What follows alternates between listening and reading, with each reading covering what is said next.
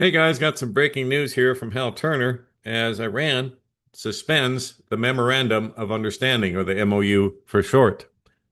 Well, I kind of figured this was coming at some point because Israel just won't stop in Lebanon. And that was part of the deal. Part of this Memorandum of Understanding was Israel supposed to stop attacking Lebanon and actually withdraw their forces from southern Lebanon. Well, they're not going to do that. So now Iran has suspended its entire 60-day negotiation period with the U.S. over the direct violation of the MOU's first clause, according to reports from Iran's Fars news agency.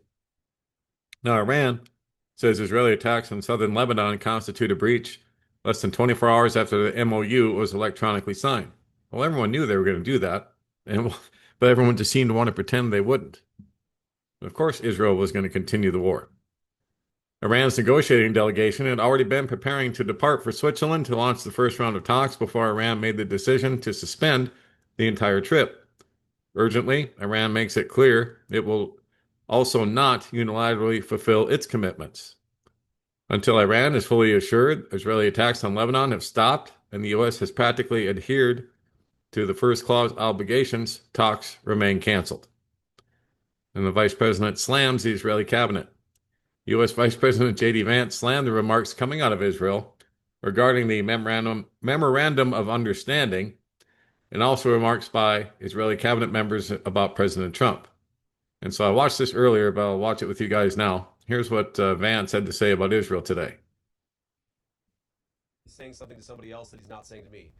What I will say, and this does bother me, is that you've seen people within Bibi's cabinet who have come out and attacked the deal and in some ways very personally attacked the President of the United States. And I guess my message to them would be twofold.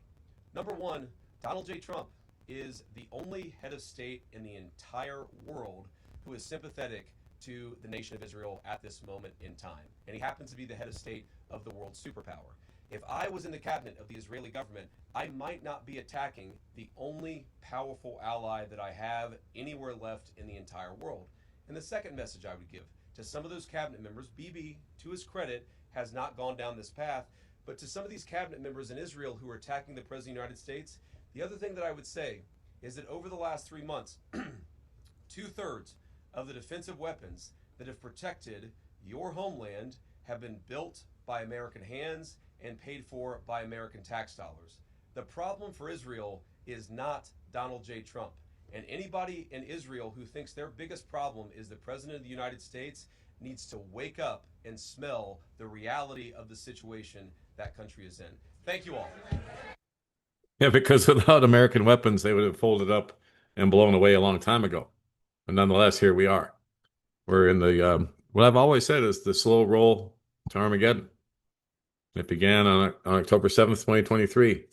Anyway, according to several White House and congressional aides, these types of remarks are very much what is often said, and it has been said for years behind closed doors in D.C., but this is the first time any public official has uttered them publicly. Yeah, and it's far past time for that, but it's a little too late. Trump revealed dire oil reserve situation yesterday. President Trump revealed the absolutely dire situation for global oil reserves while he was at the G7 meeting in France this week. Responding to media questions, Trump revealed oil reserves would only last another 4 weeks, and I think he's overestimating that.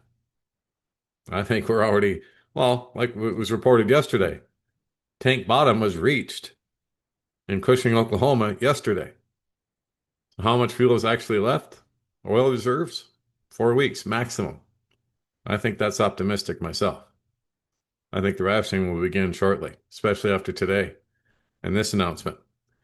So those of you who thought everything was going to be fine once the MOU had been signed, well, you need to think again.